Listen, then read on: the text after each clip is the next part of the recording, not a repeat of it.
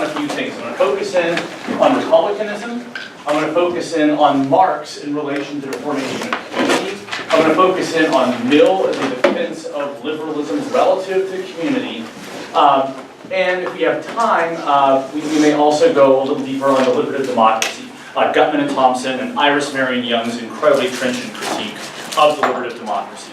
And so we'll start marching through. I'm going to begin by defending the community, giving you 6 classic defenses, things to defend the importance of community. So often, community is defended as being more important than the individual. It's the aggregation of all individuals. It includes individuals, and in that Hobbesian sense of like community being the sum of all of us. And you see the covers of Hobbes' book, The Leviathan, and it's almost always got this imaginary person with all the different bodies pressed onto them because the community is the combination of the individual.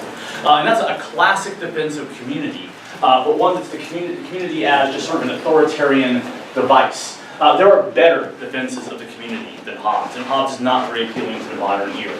And some of them are ancient. Confucius is a great place to start. We'll be fairly brief on Confucianism because just out of necessity, we spent a long time talking about it. But imagine that instead of liberty or individualism or creativity or dynamism being your core values, your true north in life, the thing that drove you, what if the experiences of your people led you to believe that harmony was the most important thing in life? Being calm, happiness, harmony among different things. Now, if you've existed, in a lifetime of peace, a lot of people would say, things like liberty, arguably secondary goods to some, are going to be very, very important to you because you've not tasted the full lack of security and the full lack of harmony and what that means in a society when social order breaks down and people do whatever they want and can do. The Chinese experience has led them to embrace, a lot of them, a Confucian or a Neo-Confucian school of thought that puts harmony at the core. And that, generally speaking, translates to the community. But the primary unit for Confucianism is not the community. The primary unit is the family. And everything functions as a relation or an analogy to the family. The notion is if you have a happy family, you have a happy village. If you have a happy village, you have a happy province. If you have a happy province, you have a happy nation. And the same kind of relationships you see in the home can be mirrored or transposed onto society. According to Confucianism as political thought, and there's also Confucianism that's thought of in other ways, conflict occurs because of the lack of stability of roles. That people are competing with each other to change their status and change their roles in society. Not just upward and downward, but horizontally as well. And this constant flux, yes, might bring creativity, might increase productivity, but it's also going to necessarily bring disharmony. And the cost of that disharmony is often exceeds the benefits that you're gaining on the other direction. And that everything is possible with harmony. But when there is disharmony, even the greatest ideas in the world cannot be brought into fruition.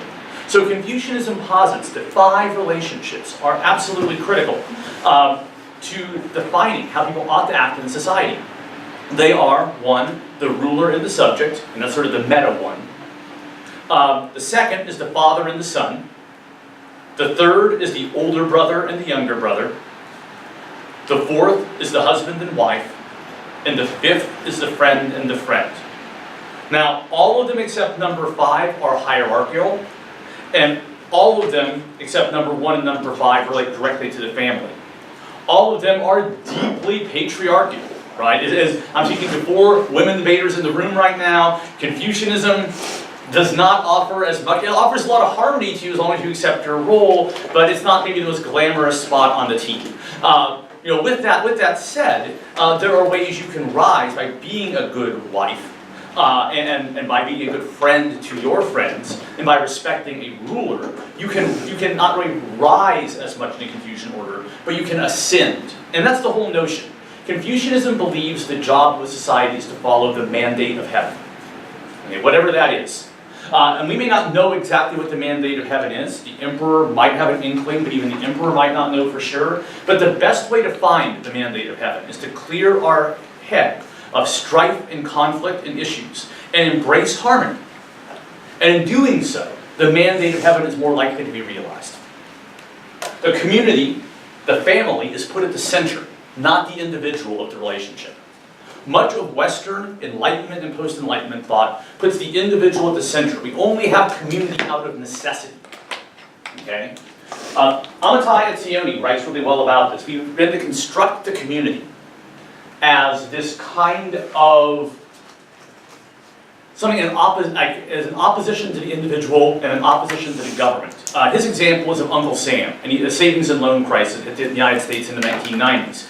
And people lost their savings in a bank crisis, and they turned and demanded that the government bail them out. And the way he describes it is, it's like they thought there was a mythical Uncle Sam out there who was going to open up their checkbook and write them a check, not realizing that the government bailing them out meant they were going to be paying to bail themselves out. That people become so individualized and oppositional to each other, they view community obligations as being imposed upon them and then being apart from the community. Why should the individual be at the center? Think about your moment of greatest happiness, great triumph. How many of you won a big debate competition in the last year? Raise your hand. Okay. So when you won your competition, you were really happy, right? To celebrate, did you run into a corner and go, yay, by yourself? No. Did you find friends or family members to celebrate with? So sharing, community, sharing your experiences, this is what makes life real, okay? The reason why we seek out family and friends, the reason why we want to celebrate things together, speaks to this impulse into each other. Carl Jung classifies people as introverts or extroverts. And he says anyone who tried to be purely one or the other would surely be insane and could not work with anyone. But Confucianism and Etzioni and others who argue for community say we become imbalanced. We've leaned too much toward the individual. We need to recognize there's a strong influence in us toward the community. We're acting like we can just be introverts and individuals, totally apart from a community. We only grudgingly accept the role of government and community to allow us to achieve our individual goals, as if there's not something greater than the sum of the parts that's only visible when we embrace community as a value. We look beyond our self-interest. Plato, no Democrat, certainly makes the argument that the community comes before the individual, and he makes a very non-democratic argument, useful to you on elite arguments, I think. You should be accessing Plato a lot of the time, that people fall naturally into different classes and different ability levels and different affinities, and society needs to sort and maximize them according to those resources. Whatever the individual wants, in some senses, is irrelevant. The society needs to classify them in the role they need to be in. Now, republicanism, no real relationship directly to these two, in modern political times, is probably the most elegant defense of the community. And to your ears, Thomas Jefferson is probably, in Thomas Paine, maybe George Mason, are people you would associate with the American Revolution version of republicanism. But I'm going to give you a Rousseauian interpretation of republicanism, which is really a strong critique of Lockean liberalism. And for this part, I'm going to rely on my notes a little bit more because the phrasing is important, but feel free to stop me whenever you want to. Locke's conception of liberalism, like a lot of conceptions of liberalism, is grounded in the notion of minimal government, one analogous to a referee in a competition between individual interest and rights at play. And he offers up a state of nature appealing to natural law, which results in a set of natural rights, life, liberty, and property, which define and bind the nature of any legitimate civil government. It's his claim of private property in particular, that for Rousseau is like waving a red flag in front of a bull.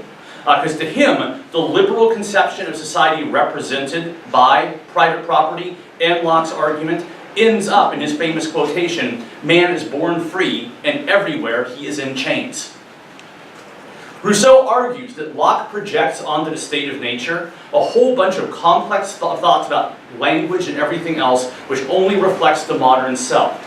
So Hobbes, Locke, Rousseau all debate about what people would be like hypothetically in the state of nature of Greek government. They acknowledge they can't really know what happened, but they theorize about it, and it's a Rorschach test kind of how you feel about human nature. And Rousseau critiques Locke, because he says Locke, when he imagines people in the state of nature, imagines them like modern people. And for Rousseau's thinking, that does not make any sense at all. As he writes in the second part of The Origin of Inequality, the first man who having enclosed, and he says this in reference to Locke's famous argument for private property. Because Locke says, why do you have private property? Well, because it's not just because you found it, it's because you mixed effort. Your blood is mixed with the soil. And it's by that process that you acquire property and a right to it because you mixed your blood and soil together. Rousseau just looks at this and makes his head want to explode. He writes, The first man who, having enclosed a piece of ground, bethought himself of saying, "This is mine," and found people simple enough to believe him, was the real founder of civil society. For many crimes, wars, and murders might anyone not have been saved mankind by crying to his fellows, "Beware of listening to this impostor. You are undone. If you want to forget that the fruits of the earth belong to us all, and the earth itself belongs to no one." So Rousseau said we leave a state of nature, which was basically good. We were poor, we didn't have a lot, we weren't terribly productive, but we got along well, there weren't conflict-based problems, and we got by. It's when people basically commit that first political original sin of trying to claim things for their own in the name of productivity, in the name of selfishness, and people accept this arrangement, that we leave the state of nature and enter what is functionally a state of selfish debauchery. And that initial act is what drives us in that direction. So from that, he makes the argument that we can't get back to the state of nature, where we're corrupt. But we can try and create governmental mechanisms, republican government, which allows us to salvage some of those best elements.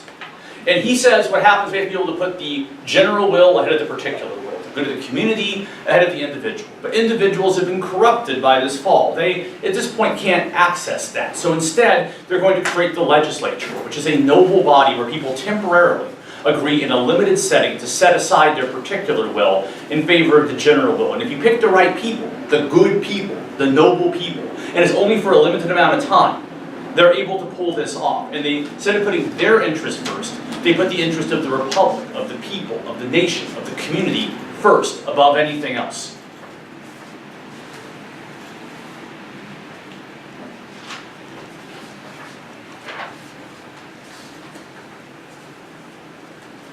So, for Rousseau, he says we shouldn't fear the collective, we should embrace it.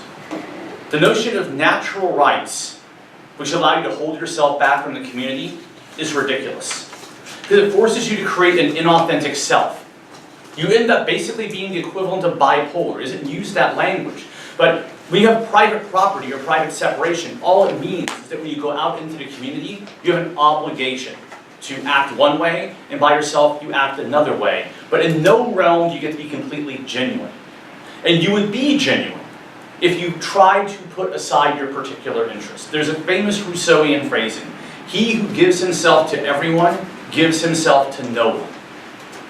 Think about that in terms of property, okay? At first you're just like, wait a minute, if I give away everything I have, then I've lost everything, right? But if everyone simultaneously gives away everything, have you lost anything? You still have access now to far more than you had before.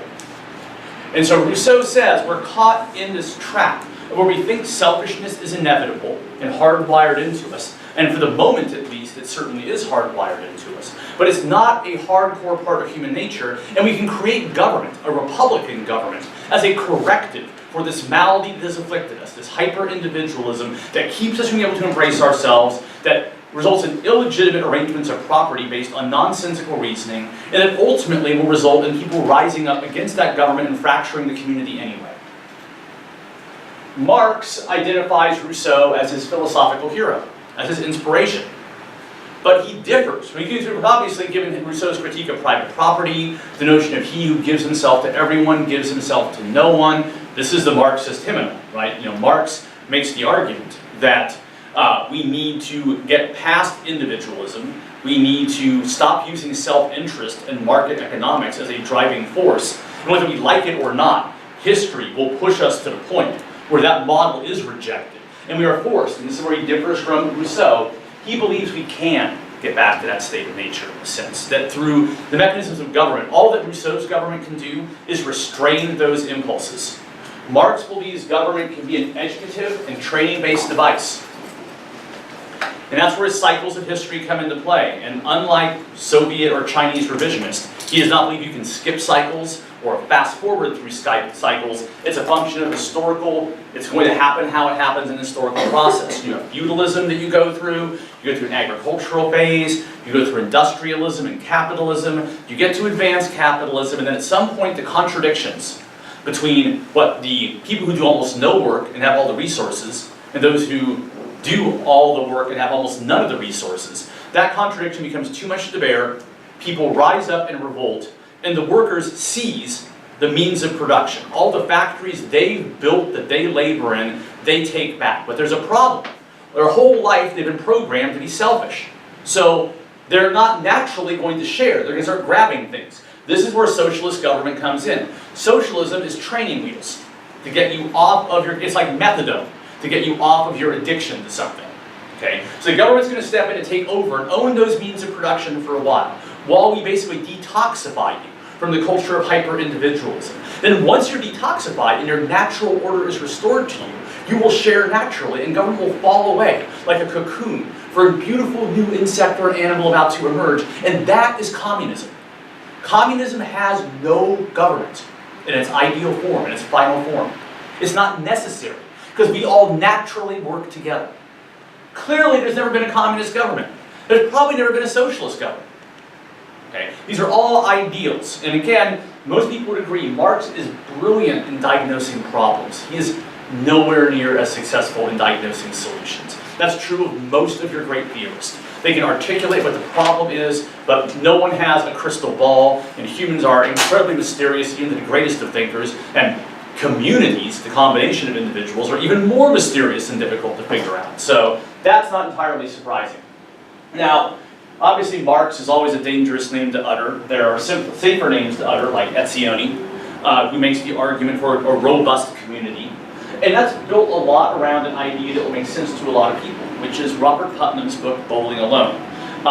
It was a revelatory book right after the Columbine shootings, because Bowling Alone looks at, as part of what it does, the Columbine shooters, and notices that they didn't have people to hang out with. They were loners, they were isolated, they were bowling alone.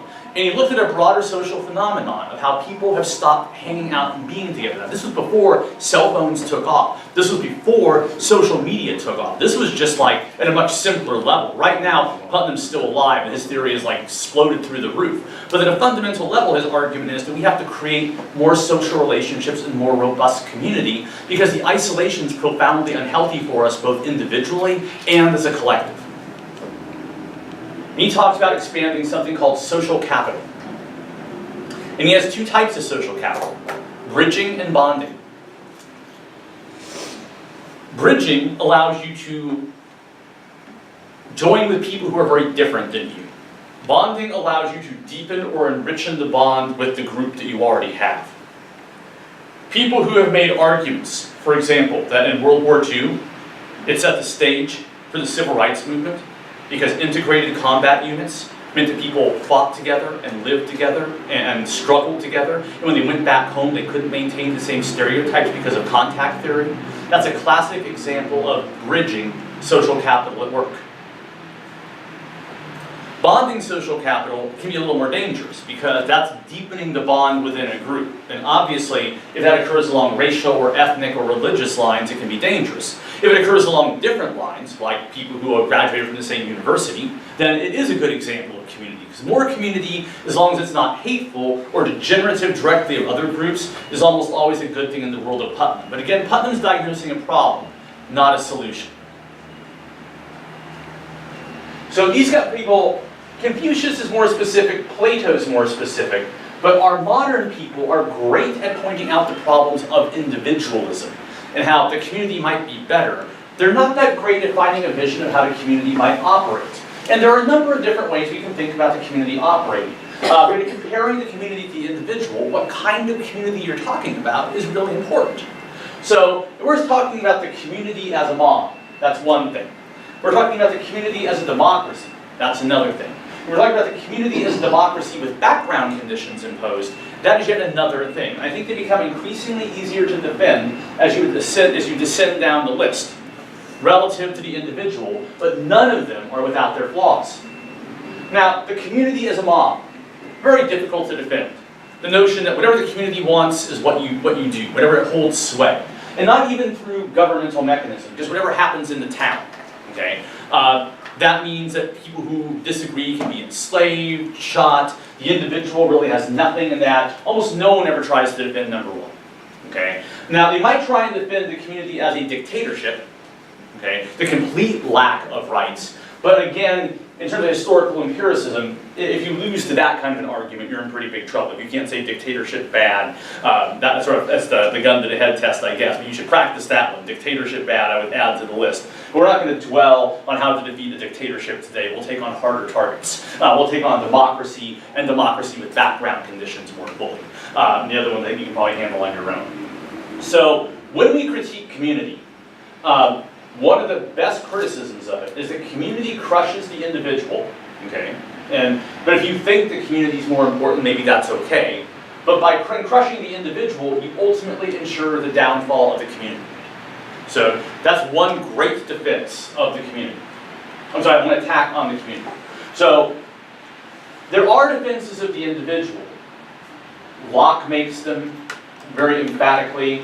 A lot of people do, but really it's more, not so much that the individual is good, is that the community is dangerous and the individual is necessary.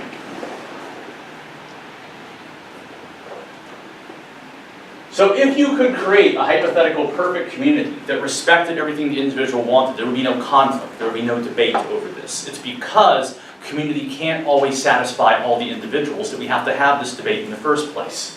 So community as a mob basically means whoever has the biggest sticks or the loudest voice or can get their way through whatever method they use will succeed. A solution to that, and Mill lays out this historical cycle very well in the opening chapter of On Liberty, is that people invent democracy as a way to try and temper or damp down the dangers of dictatorship or the mob. And a democracy, letting the majority rule, is going to curb the excesses of either dictatorship or what is functionally anarchy. Locke certainly feels like democracy is the biggest and most important check, and is probably a sufficient check. And he even says that if you don't have democracy, not only can you revolt, you probably have an obligation to revolt. But both Mill and Isaiah Berlin are a little more concerned about democracy. Mill argues that democracy might protect us from the tyranny of the government, but it will not protect us from the tyranny of community. And that he's writing in the mid-1850s, up until 50 to 100 years ago, protecting people from a tyrannical government was the most important political question at the time. With the rise of democracy, we have largely defanged or put down that particular concern. It's less common now in Western societies. But people have begun to believe that, okay, now that we have democracy, everything is solved. But democracy comes with a set of problems all its own in relation to the individual, because the problem of community, the danger of community, has not yet been resolved. What does he mean by the danger of community? His argument can be, it's a long book, so we can't get it all in one, and I said before, I think you should read it. It's fairly short, by philosophy standards, and very readable. And Mrs. Timmons is very good on it as well, so she can help you with that as well.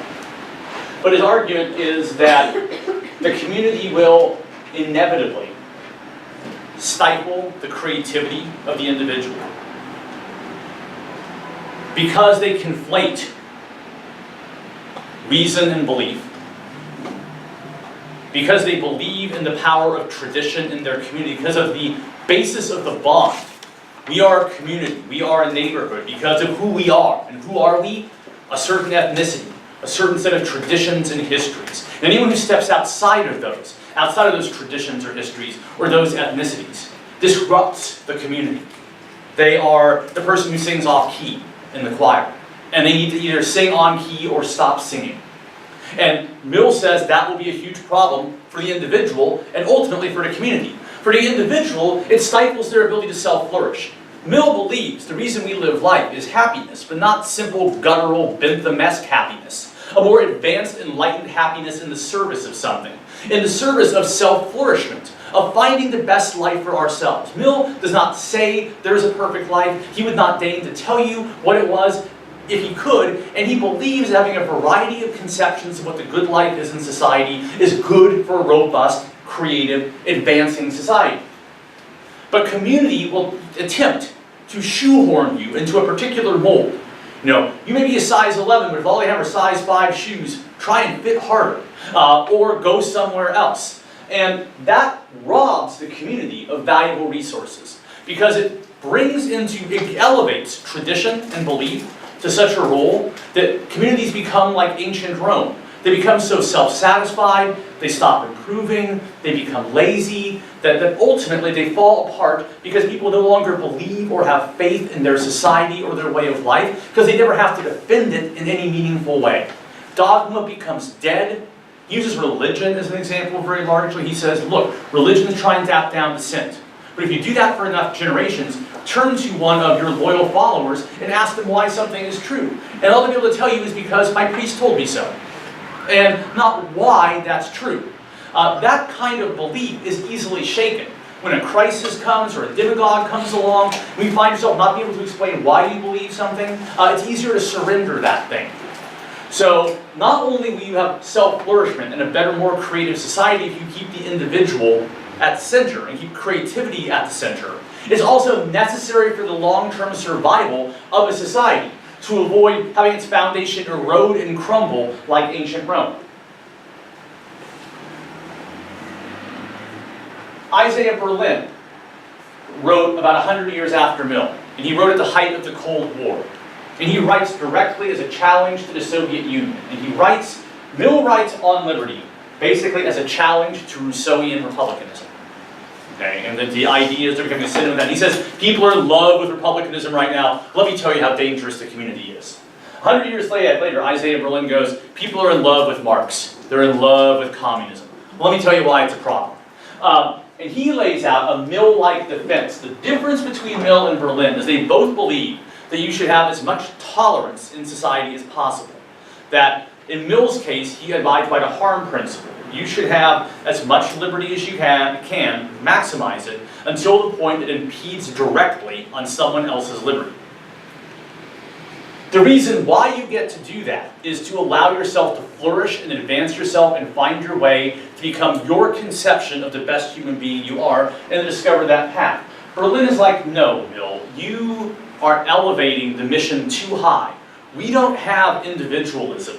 We don't get protection from the community just so we can reach some higher purpose. We get it by dint of being human. He ties back into the Lockean argument for natural rights and goes, no, there is no presumption for a community. The individual comes first. And the best way to have a productive community is not to have tolerance because it will make you better. Have tolerance because it will lead to pluralism. And pluralism is the best way forward for society. You want to have variety. Both Mill and Berlin want to have a wide diversity of opinions in society. But Mill does it because he believes there's something noble in society, self-flourishing, that we should all be working toward. Whereas Berlin simply says society will function better, will safeguard us better from protections and maximize things in a utilitarian sense if we are pluralistic, if we have a wide variety of opinions. So very similar arguments, about 100 years apart, but there's a slightly difference in the moral leading. Berlin is more utilitarian. I would say Mill, due to his influences, sort of a combination of Kant, Romanticist literature, and Jeremy Bentham, is going to lean more toward the moral sense. Now, a problem also is when communities set standards. And this is another form of Mill's critique. How that's going to happen, how they're going to set a standard.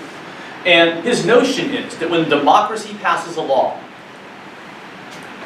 they're not really passing a law that binds them. They're passing a law that only binds the minority. And you're kind of probably going, but wait, if a law is passed, everyone has to follow it equally. But Mill will say in a democracy, the majority only passes laws on things they agree with and they like. So the law they are passing only imposes an obligation on those who do not want to commit that action or do that action. So in a democracy, when you pass a rule that the majority favors, you really are, in a sense, enslaving the minority. And only the minority, not yourself. Enslavement might be a strong term, but if you are a pure Democrat, you would theoretically be able to sell people into slavery if the majority said so. That would be just fine. Which is why democracy by itself, one of many reasons why democracy by itself, is very difficult to defend. Because the majority should, if 60%, let's say we're in this room, and you all decide you need a slave. And the women decide to vote together, they pass a rule saying that men should be slaves. If we are a purely democratic society, sorry bruh, your freedom is gone. Now, maybe you want to have background conditions in your democracy. Certain things that keep the majority from going too far. And in the United States, that takes the form of a constitution. That's the example of a background condition, the Bill of Rights as a restraint on what the government can do. So maybe he would be saved by the notion that you might have a rule saying someone couldn't be enslaved or could be deprived of their liberty or something like that, and your democracy can't go that far. But pure democracy by itself can be obviously quite dangerous for that reason. And it's hard also, and this is where Jeffersonian republicanism comes into play, and so we'll tap back to republicanism for a moment, in that there's a strong relationship between the French Republicans, inspired by Rousseau and people like that, and the American Republicans, people like Thomas Paine and Jefferson. But it's not absolute, because the Americans were much more aristocratic in their era. They didn't want to really surrender all the trappings of their aristocracy, so American republicanism keeps the same focus on community. But it doesn't say that people pursuing their self-interest is by itself bad. It certainly doesn't say that private property is bad or a problem. It stops far short of that. But what it does say is by putting the individual first, okay, it comes at the expense of the community. And the community ought to come first. That the values and the synergy created by that are greater. The wisdom of the community. And Jefferson contrasts the wisdom of agrarian America, the wisdom of the countryside, the natural wisdom, the traditions, the dogma, the beliefs of the village, which Jefferson thinks is great, with the individual selfish people who leave the farm and go off to the city to pursue their own self-interest and competition in the city. He says real virtue is found in the community, people who work the land, not the merchant class and the selfish people who live in the cities. Because the community comes ahead of the individual. And as a corollary to that, and this is where it's very interesting for debates about elite theory, and it's like tied into that second debate yesterday potentially, Jefferson says that in the interest of putting the community first, people should defer to their betters. That natural leaders should be allowed to rise to the top. And in the interest of a good community, even if you have disagreement, you should recognize when someone has more experience or more education or more bearing, and should defer on that point. And as a result, because you've identified the right people, you've identified people who are noble people in large respect, they will not abuse that privilege. And because the spirit of community is imbuing everyone, the danger of overly strong community is largely defanged in a Jeffersonian world. Now, once you get beyond the community to larger units of government, maybe state government, certainly federal government, then that direct connectiveness and that commonality of culture is lost.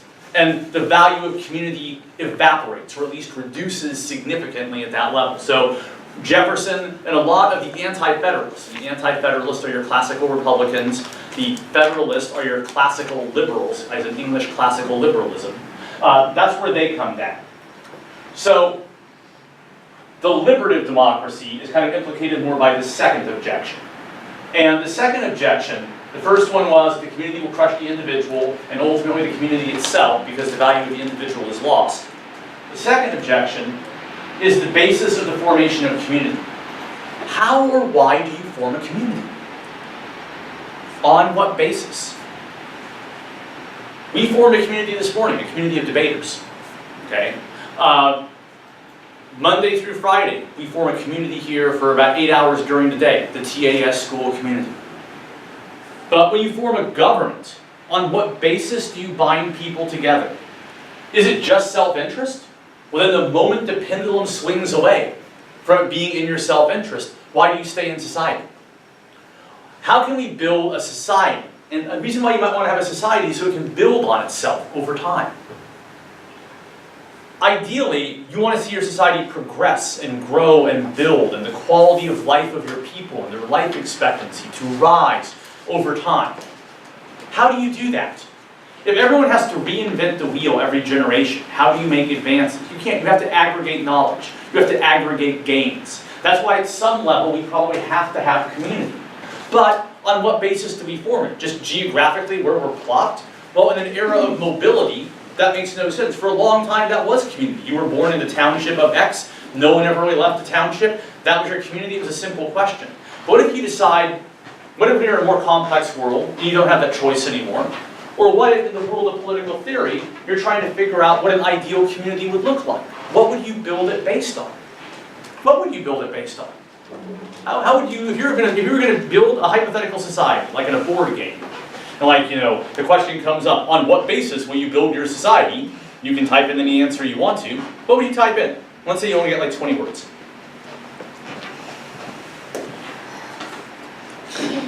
Oh, man. I know, and you have no coffee in your hands either. It's really tough. Okay, think about that. That's another one to do a drill on later on. Okay, philosophy drills. There have been answers to this question over time.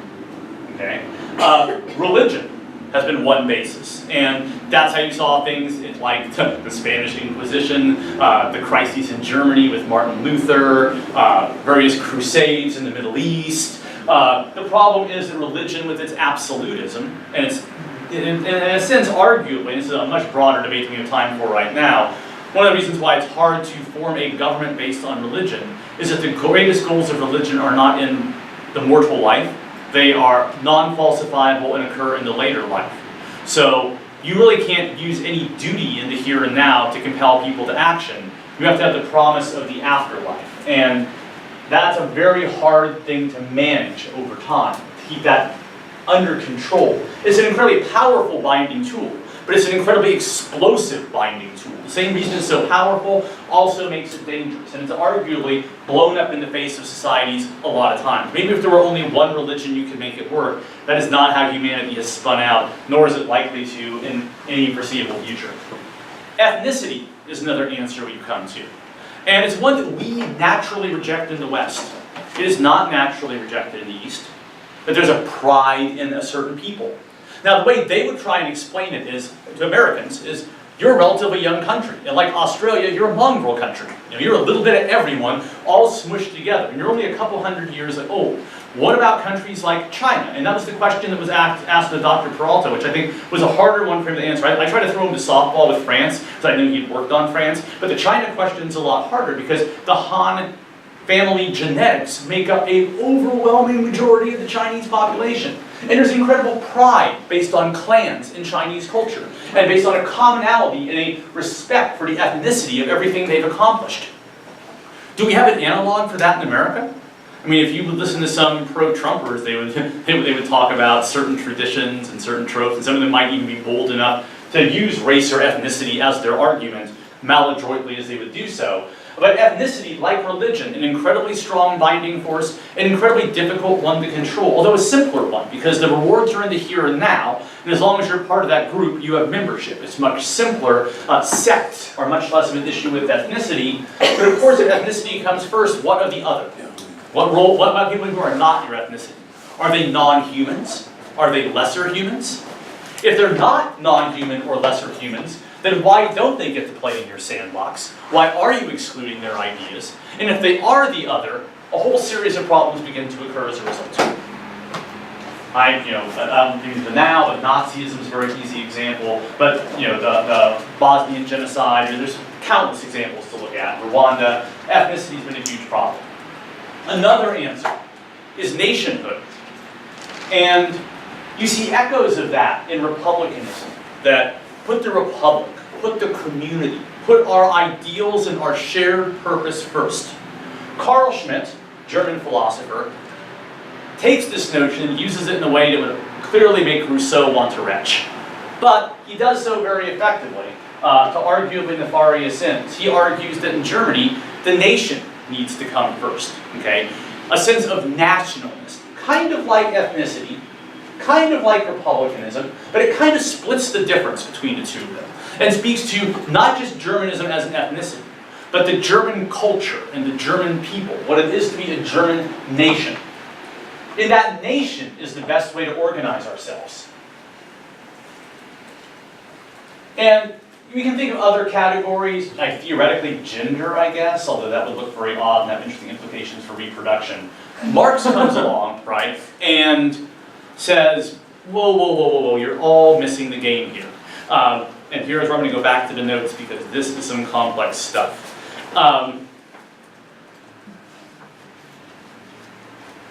So Marx. He employs what he calls a dialectic analysis of the structure and substructure of societies. He claims to be able to discern a pattern to history, including its ultimate end. And he says the dialectic of class, the back and forth struggle of class, dictates a society will advance, like I said, through a series of stages. Capitalism from feudalism, capitalism to advanced capitalism, and at some point, socialist transition occurs, and at the end of socialism, the state becomes unnecessary. But at that point, that wonderful point, we are now what he would call a species being. We no longer think of ourselves as rich or poor, a machinist or a lawyer, a Protestant or a Catholic. We are all workers. We are all people working towards something, whatever that may be, where we determine our goal is going to be. Any dip into the identity politics pond for Marx is a terrible, terrible idea. His essay on the Jewish question, written in 1843, is a classic of philosophy. Probably too early to read it in high school. We should definitely read it in college if we don't read it in high school. This is where he writes on identity and confronting power. His essay is a response to an essay by a Hegelian scholar named Bauer, who had written an essay in the context of a recent expansion of the franchise in Germany, which allowed non-property owning German Christian men to join the ranks of voters. So Bauer is jumping in and he's saying that it's okay to allow German Christian men who don't own property to vote now, seemingly something that Marx would like. And into that fray, after that, the Jewish community jumps in and says, look, well, it used to be only that you would allow Christian property owners to vote. Now you're allowing Christian non-property owners to vote. Since we've cracked open this whole thing, how about letting us Jews vote as well? Okay? And of course this doesn't go very well. But Marx says you framed your demand poorly. You messed up how you framed the demand, and that's going to be the problem. Because you're not asking for your freedom as a German, or as a worker, or as a person. You are asking for something based on your identity. And that particularization is a problem. Two big issues that he has, and the first we've already hinted at. Two criticisms of the approach the Jews took in asking for the expansion of rights. First, interest group particularization. He writes, political emancipation is the reduction of man to a member of civil society, to an egoistic, independent individual. Only when actual individual man has taken back into himself the abstract citizen and become a species being is human emancipation complete. Political emancipation means nothing. Okay? It reduces you to one person in a civil society who's egoistic, independent, and by themselves letting you flail against everyone else in a struggle which only slows you down and impedes you. It is only when you recognize you don't hate the other players, you hate the game, and reject the game, that real emancipation occurs. We see each other as species beings, and not as a Jew, or a German, or a Protestant, or a man, or anything like that. And that is what real emancipation looks like. We turn to the Jews and say, you're pursuing it the wrong way. The second thing he criticizes, and it's slightly less direct, is that why does the state have the right to tell you what you can and can't do? You're appealing to the state to give you the right to vote in their election that will allow you to pick someone who will rule you. Well, if you're going to make a demand to the state, make a real demand. Okay? Why do you get to dictate to me? Why do we create these artificial power structures that involve people competing against each other in elections, that involve campaigning and spending of money, and the division of people into different identity groups? Marx would look clearly at modern society. He would look at the current dumpster fire that's occurred in protest between Black Lives Matter and women's groups and liberal men's groups and all these groups fighting amongst each other about tactics and strategy and what comes first. And he goes, you're doing exactly what they want you to do. They want you to be so busy fighting over scraps, fighting over who wins in this messed up game, you never actually just tipped the board over.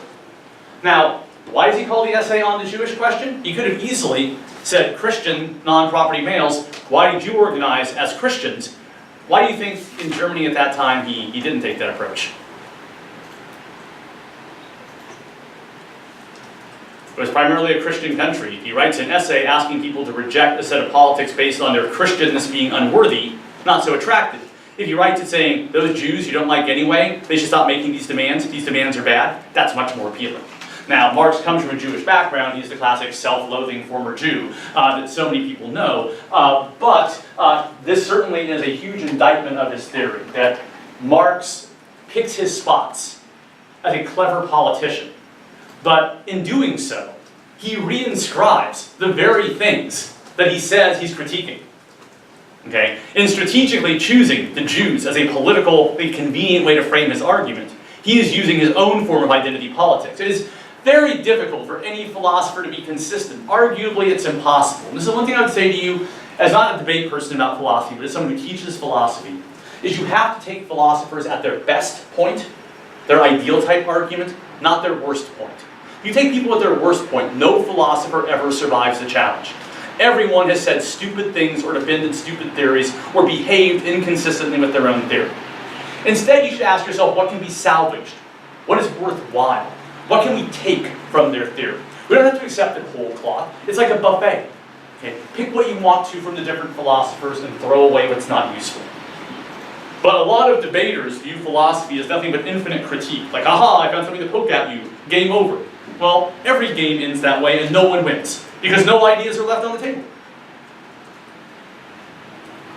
So Marx's solution to the formation of a community is not religion, not ethnicity, not nationhood, but humanness.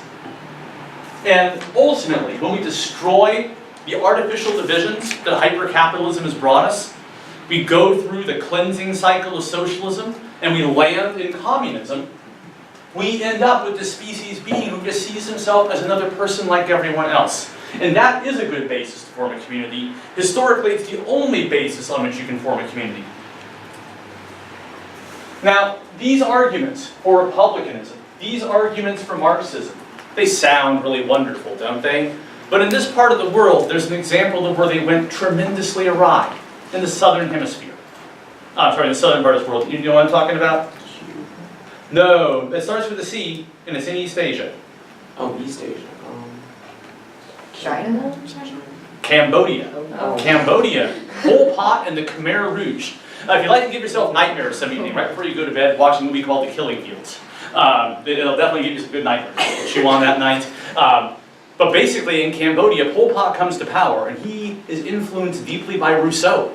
He passes out copies of Rousseau's book, The Social Contract, translated in Cambodian. And he declares it year zero. And he says, we are going back to the state of nature.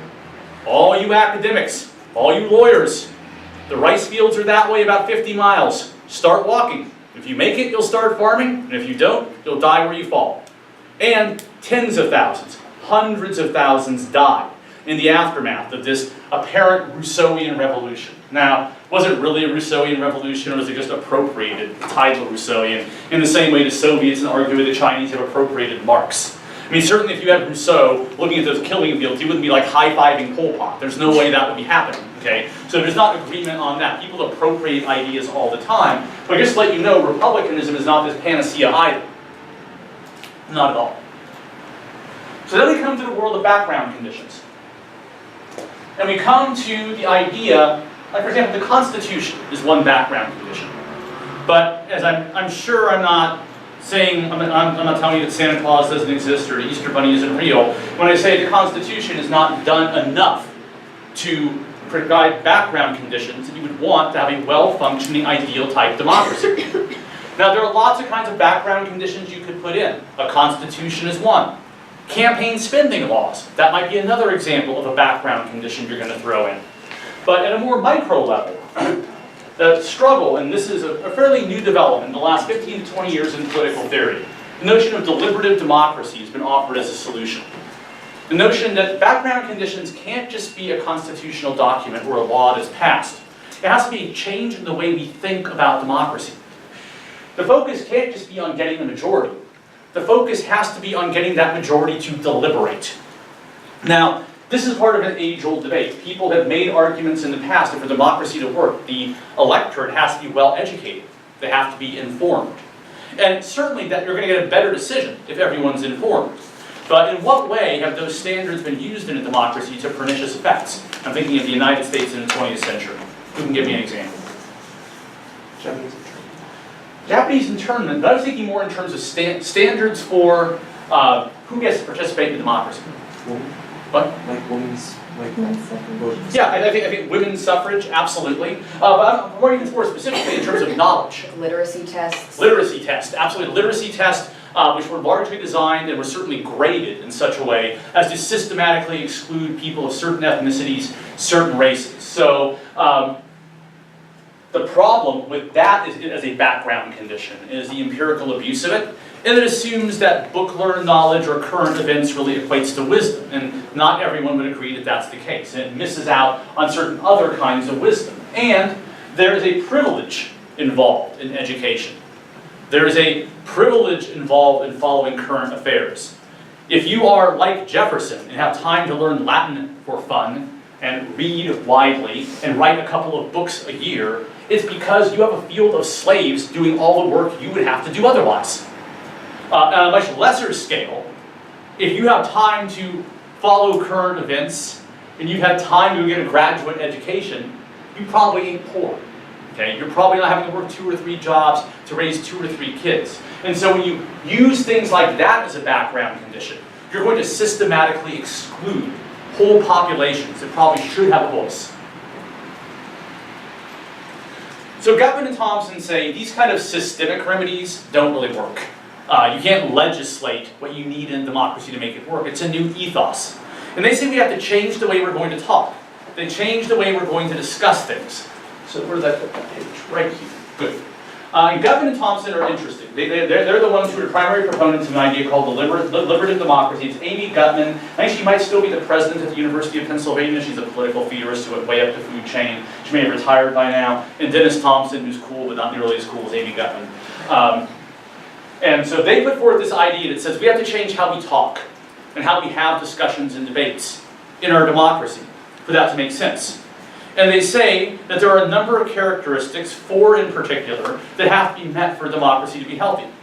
First, and the most important characteristic of a good deliberative democracy is what's called a reason-giving requirement. When you talk about ideas, you have to say why you think they're true. In debate language, you have to offer a warrant for your claim. This is designed to keep belief and reason from being equated. Because when belief is treated as reason, there's no engagement and there's no need to compromise. There's simply you're right and they're wrong. How do we move forward in a way where everyone is respected? Deliberative democracy says by giving reasons, and letting those reasons play together. The second characteristic, the reasons that are given have to be accessible to all citizens to whom they are addressed. And this goes back to access issues. The debate has to take place in public. Experts can be involved, but the general public has to be involved as well. You can't exclude people from this debate based on qualifications. The third and fourth characteristics have a dynamic relationship between them. Decisions made by that deliberative body have to be binding, yet provisional. As Gutman and Thompson would say, deliberative democracy should not resemble a talk show or an academic seminar. At some point, the deliberation temporarily ceases and the voters make a decision. So at some point, you have to bind it, but you also have to make it provisional. So that at some point later on, it can be opened up to re-examination and reconsideration based on changing events. Gutman and Thompson argue you solve almost all the major problems of abuses in a democracy if debates that occur in communities, in governments, are governed by these 4 principles. Sounds pretty good. There's a lot of arguments where we only have a few minutes left that we're moving over fairly quickly. They put this out there as an idea, but critical race theory, and a lot of arguments similar to this, have some very trenching critiques. Now I'm pointing toward one woman who, incredible political theorist and political activist who died a few years ago of cancer, incredible loss, Iris Marion Young, who writes a book called Justice and the Politics of Difference. And her argument is that there are background conditions baked into that conception of deliberative democracy that not only don't solve the problem of getting everyone equal access, they create the illusion. They create the illusion that you have a fair game. And in reality, what you've really created is something that allows more people in, but still systematically excludes a large portion of the population. In part because things like simple access issues. Even Gutman and Thompson acknowledge in their second standard that accessibility is important. But how do you, if you work 2 or 3 jobs, how do you get to these debates at all? If the debate's scheduled for 9 or 12 or 5, and you have to work multiple jobs, this privileges the leisure class. It privileges the elderly. But more than that, the debate environment itself is a huge problem for Iris Marion Young.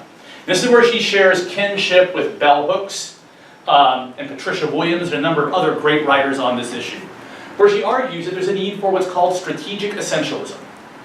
That even if we want to get to a point where everyone's going to play together and have good ideas shared in a relatively equal environment, we're not there yet.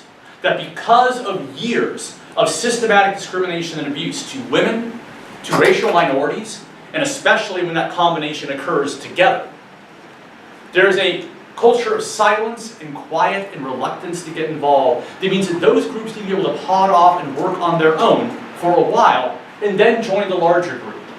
Now, deliberative democracy says in its first principle, no one can be excluded. Everyone has to be involved.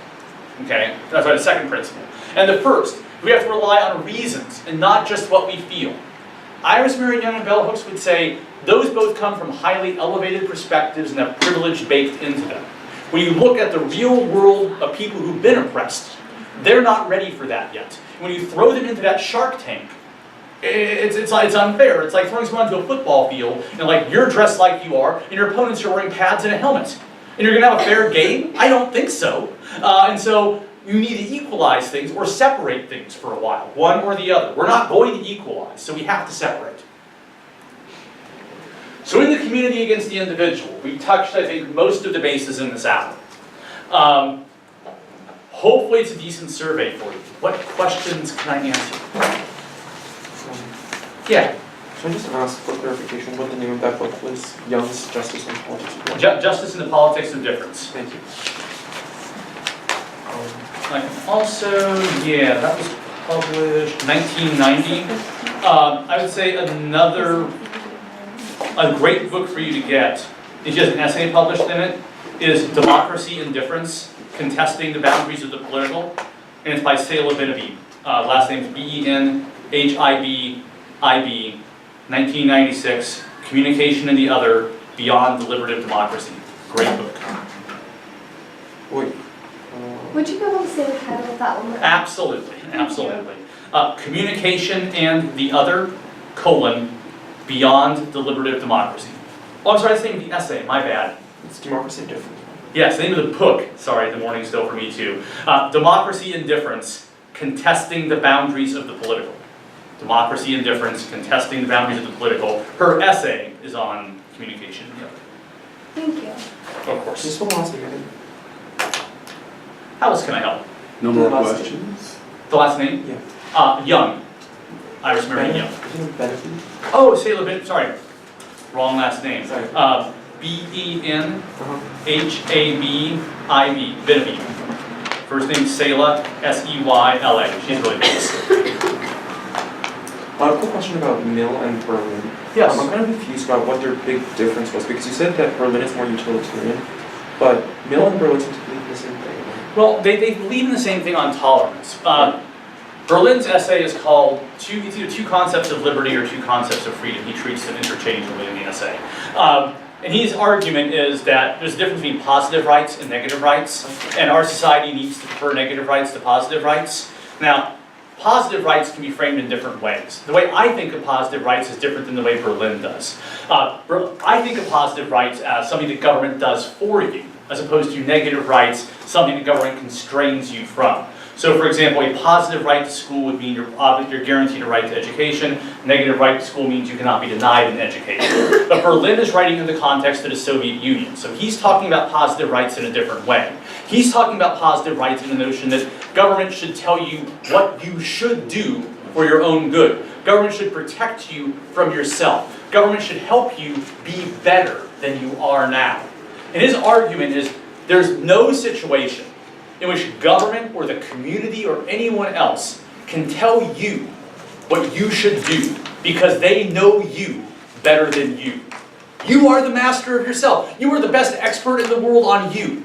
Okay? When people try to impose themselves on you, it has all the negative effects that Mill talks about in terms of crushing creativity, stifling conformity. But Berlin is writing to convince you to reject what he would call the child molester's candy of communism and socialism and positive rights. Because under the framework of making you better and helping you, they're going to corrupt you and turn you into something awful like they have in the Soviet Union. Much better to accept the world of negative liberty, having government restrained from messing with us in order to create an environment of pluralism. Not because we'll get to some elevated place like Mill wants us to get to, but because we want to avoid the enslavement that will come with positive rights or positive liberties. Okay, thank you. Sure. Other questions? Well, I guess we are out of time, so that is appropriate. Hopefully this was an okay hour for you all. If not, it's over at least. This Thanks a lot. is super. That was so cool. great. Can you please Thank come teach you. at my I you guys school? enjoyed it? Yeah, Super Every fun. class. Gosh. I wish we had a little more time for questions and for more direct engagement, but at least the lecture got out there. Also, for the four conditions by Gutman and Thompson, the one about binding and the one about being provisional are separate, right? I'm sorry, one more time? For the four conditions? Yeah. Okay. Yes, they're separate, but they're dynamic. They interlock with each other, and they're two sides of the Janus coin. You have to have them both. Got it. Thank you.